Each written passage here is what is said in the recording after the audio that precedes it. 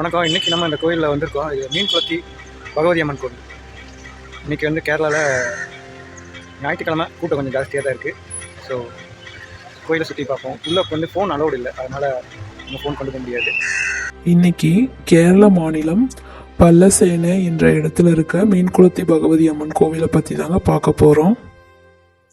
மதுரை மீனாட்சி அம்மன் தான் இங்கே மீன்குளத்து பகவதி அம்மனாக இருக்கிறதா இங்கே சொல்கிறாங்க. வியாபாரிகள் வந்து இந்த கோயிலுக்கு வந்துட்டு போனால் அவங்க தொழில் வியாபாரம் வந்து நல்லபடியாக நடக்குங்கிறது இங்கே ஐதீகங்க. அதனால இங்கே பக்கத்தில் இருக்க பொள்ளாச்சி, திருப்பூர், கோயம்புத்தூர், ஈரோடு இந்த மாதிரி பகுதியில் இருந்து தொழில் வியாபாரம் பண்ணுறவங்க வந்து இந்த கோயிலுக்கு அடிக்கடி வந்துட்டு போவாங்க. அமாவாசை, பௌர்ணமி நாட்கள், செவ்வாய், வெள்ளி, ஞாயிறு நாட்களில் வந்து இங்கே கூட்டம் அதிகமாக இருக்குங்க. நீங்கள் வெளியூர்லேருந்து வரீங்க அப்படின்னா பக்கத்தில் வந்து ரூம் வசதியெல்லாம் இருக்குதுங்க. தங்கி கூட நம்ம தரிசனம் பண்ணிக்கலாம். குழந்தை பாக்கியம், திருமண தடை, அப்புறம் நோய்வாய்ப்படுறது, இந்த மாதிரி எந்த பிரச்சனையாக இருந்தாலும் நம்ம வந்து இந்த அம்மாவை வந்து தரிசனம் பண்ணிட்டு நம்ம வந்து மனசார கும்பிட்டு போனோம்னா கண்டிப்பாக அதெல்லாமே சீக்கிரமாக சரியாயிடுங்க.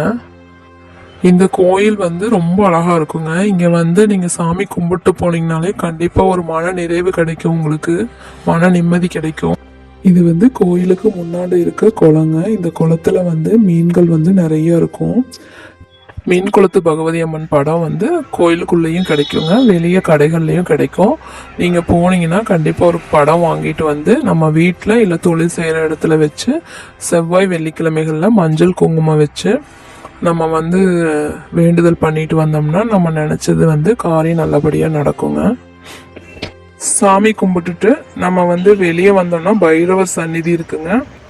அங்கே வந்து திருஷ்டிக்கு வந்து தேங்காய் உடைப்பாங்க. இப்போ ஃபேமிலியாக நம்ம ஒரு 4 பேர் போயிருக்கோன்னா ஒரு தேங்காய் வாங்கிட்டு வந்து கொடுத்தோம்னா நம்மளுடைய பெயர் நட்சத்திரம் சொல்லிட்டு அவங்க வந்து நம்ம திருஷ்டி கழிக்கிற மாதிரி அவங்களே அங்கே வந்து உடைச்சிருவாங்க. அந்த வழிபாடும் இங்கே இருக்குங்க. நம்ம சாமியெல்லாம் கும்பிட்டு முடிச்சுட்டு கடைசியாக வந்து மீனுக்கு வந்து அவ்வளோ இல்லை பிஸ்கெட்டோ ஏதோ ஒன்று வாங்கி போடலாங்க. இந்த கோயிலில் எடைக்கு எடை நம்ம கொடுக்குற அந்த வழிபாடும் இருக்குங்க. இப்போ நம்ம ஏதாவது வேண்டிட்டு வந்துட்டு நம்மளுக்கு அது நிறைவேறிச்சுன்னா எடைக்கு எடை நம்மளால முடிஞ்சது எதுவோ வெல்லமோ அரிசி சர்க்கரை நம்ம என்ன வேண்டிக்கிறோமோ அதை வாங்கி கொடுக்கலாம். இப்போ நீண்ட நாள் தடைப்படுற காரியம் இருக்குல்லங்க, அந்த மாதிரி காரியம் ஏதாவது இருந்துச்சுன்னா நீங்கள் வந்து இந்த கோயிலுக்கு போய் வேண்டுதல் வச்சுட்டு வந்தீங்கன்னா சீக்கிரமாகவே உங்களுக்கு வந்து அந்த காரியம் நல்லபடியாக நடக்கும். எனக்கு வந்து ஆகட்டும் எல்லாமே வந்து தடங்களில் தாங்க இருந்துச்சு. நான் எல்லாத்துக்குமே இந்த அம்மன் கிட்ட தான் போவேன். எதனாலும் இந்த அம்மன் கிட்ட போயிட்டு வந்துட்டு தான் நாங்கள் வந்து அந்த வேலையை தொடங்குவோம்.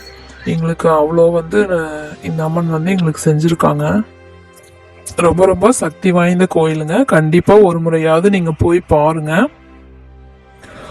கோயம்புத்தூர்ல இருந்து இந்த கோயிலுக்கு வரைக்கும் 70 கிலோமீட்டர் தூரம் ஆகுங்க.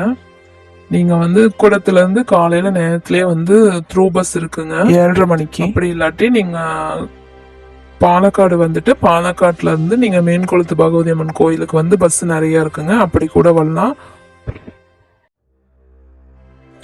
எங்களுக்கு வந்து வீட்டில இருந்து 66 கிலோமீட்டர் வருங்க. நாங்கள் காலையில் 4:30 மணிக்கு கிளம்பினோம்னா 2 மணி நேரத்தில் வந்துடுவோங்க. 6:30 மணிக்கு வந்துடுவோம். 7 மணி 7:30 மணிக்குள்ளே தரிசனம் முடிச்சுட்டு நாங்கள் திரும்பி ரிட்டர்ன் வந்துடுவோங்க. கோவில் டைமிங் போர்டு கொடுத்துருக்கோங்க, அதில் பார்த்துக்கோங்க.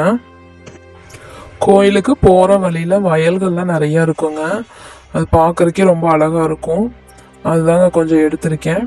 நீங்கள் இந்த கோயிலுக்கு போயிட்டு உங்கள் அனுபவத்தை வந்து கண்டிப்பாக கமெண்ட்டில் சொல்லுங்கள்.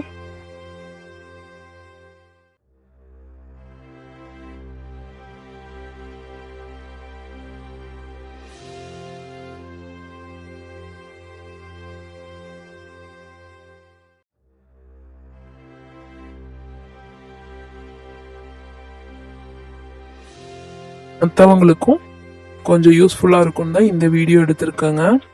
இந்த வீடியோ உங்களுக்கு பிடிச்சிருந்துச்சுன்னா லைக் பண்ணி ஷேர் பண்ணி சப்ஸ்கிரைப் பண்ணுங்கள் ஃப்ரெண்ட்ஸ். தேங்க்ஸ் ஃபார் வாட்சிங்.